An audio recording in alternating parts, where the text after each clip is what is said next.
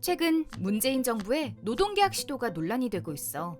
노동 존중을 찬명한 문재인 정부에서 노동계약이 웬 말이냐고?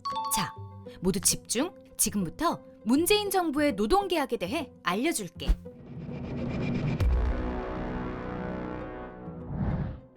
문재인 대통령은 후보 시절부터 ILO 핵심 협약 비준을 약속해왔어. ILO는 전 세계 187개국이 가입한 유엔 산하 국제 노동기구로 노동 조건 개선과 노동자 지위 향상을 위한 전문기구야. 가장 기본적이기 때문에 ILO에서 반드시 지키라고 권고하는 8개의 핵심 협약이 있어.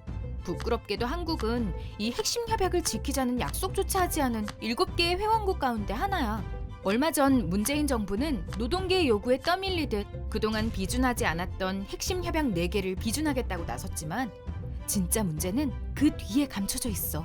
사람이 먼저라며 노동 존중 사회를 외치던 문재인 정부는 집권 이후부터 노동을 등한시하며 재벌이 먼저인 사회를 만들고 있었어. 최저임금 1만 원 공약은 취임 2년 차에 파기되었고 그나마 올렸던 최저임금도 산입 범위를 대폭 확대해 무력화했어. 또 일주일에 52시간만 일하는 제도를 도입하겠다고 해놓고 실제로는 탄력근무제 도입, 노동시간 유연화 정책 확대 등을 통해 말뿐인 52시간 근무제를 만들어버렸지. 앞에서는 노동계의 요구를 들어주는 것 같지만 뒤로는 그 요구를 무효화하고 있는 거야. 지난 10월 1일 정부는 노동관계법 개정안을 국회로 보냈어. 그러나 꼼꼼히 살펴보면 ILO 핵심 협약의 취지를 훼손하고 헌법에서 보장한 노동 3권을 침해하는 내용이 대부분이야. 먼저 정부는 사업장 종사자가 아닌 조합원의 사업장 출입과 조합 활동을 제한하려고 해. 쉽게 말해 노동조합원의 지위에 차등을 두겠다는 이야기지.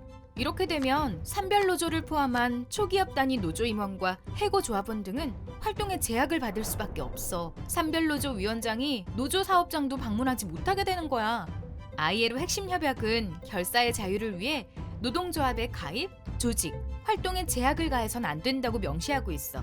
헌법에 걸린 단결권을 명백하게 위배하는 조항이기도 하지. 현 정부는 법의 노조 통보를 받은 지 만 6년이 지난 현재까지도 전교조 법의 노조 문제를 여전히 해결하지 않고 있어. 이 문제는 대통령의 결정만으로 해결할 수 있는데도 말이야. 두 번째는 노동자의 단체 교섭권을 침해하는 내용이야.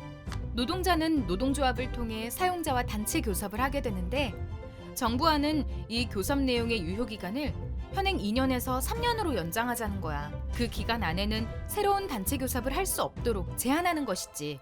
이렇게 되면 교섭 창구 단일화 제도와 맞물려서 새롭게 교섭권을 얻은 노조라도 유효기간 중에는 최대 4년까지 단체 협상을 요구할 수조차 없는 상황이 벌어질 수 있어. ILO는 장기적인 단체 협약이 노동자의 진정한 이익을 훼손할 수 있다고 우려를 표하고 있어. 단체 협약의 유효기간을 연장하는 건 ILO의 핵심 가치를 부정하는 것과 같아. 개정안이 제한하려는 또 다른 권리는 단체 행동권이야. 정부는 직장 점거 등의 쟁의 행위를 사실상 불가능하도록 법을 바꾸려고 해. 이 법이 통과되면 사업장 내에서 진행되는 평화로운 집회나 피켓팅 같은 의견 표출조차 금지될 가능성이 높지. ILO는 파업할 권리의 본질이 평화적 압력을 가하는 데 있고 이 권리에는 사업장의 점거 행위도 포함된다고 밝힌 바 있어. 한마디로 노동조합의 손발을 묶어놓겠다는 이야기지.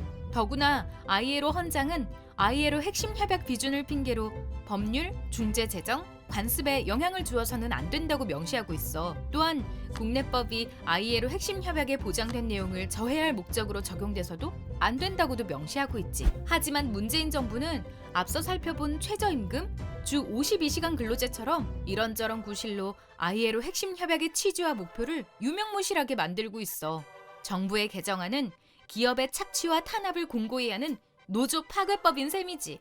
이번 정부의 노동계약안이 통과되면 한국의 노동조합은 아무것도 할 수 없는 빈 껍데기로 전락하게 돼. 문재인 정부의 목적이 핵심 협약 비준이 아니라 노동계약에 있다고 추론하는 건 지나친 의심일까? 기분만 내고 알맹이는 없는 노동 존중. 이쯤 되면 막 가자는 거겠지? 더 큰 문제는 정부 여당과 매일같이 싸우던 자유한국당이 한술 더 떠서 노동계약법을 제출하고 있다는 거야. 자유한국당은 사측이 부당노동 행위를 해도 처벌하지 못하도록 하는 법, 노동조합이 쟁의 행위를 전면 금지하고 쟁의 행위를 하는 노동조합은 해산시킬 수 있는 법, 파업을 하면 대체 인력을 전면 허용하는 법 등을 제출했어. 그야말로 노동조합을 작심하고 파괴하겠다는 법안들이지. 여당은 이를 막기는커녕 지난 10월 18일까지 진행된 국정감사 이후 본회의가 열리면 31일에 이 법안들을 통과시키기로 야당과 합의했어. 다른 법안들은 싸움을 좀 더 해야 하지만 노동계약만은 사이좋게 꼭 같이 하자고 합의한 거지. 이렇게 급박하게 돌아가는 정세에 발맞춰 민주노총도 만반의 준비를 해야겠지. 그래서 민주노총은 11월 9일 전국 노동자 대회에 100만 조합원을 결집할 계획을 세우고 있어. 정부의 노조 파괴와 노동 탄압에 맞서는 선전포고야.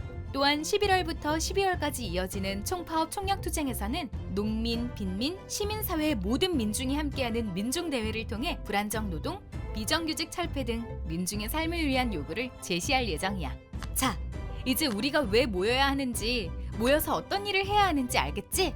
11월 9일 서울에서 열리는 전국 노동자 대회는 우리의 의지를 보여주는 중요한 자리가 될 거야. 우리의 결집된 힘으로 노동할 권리, 진정한 노동 존중 사회를 쟁취하자.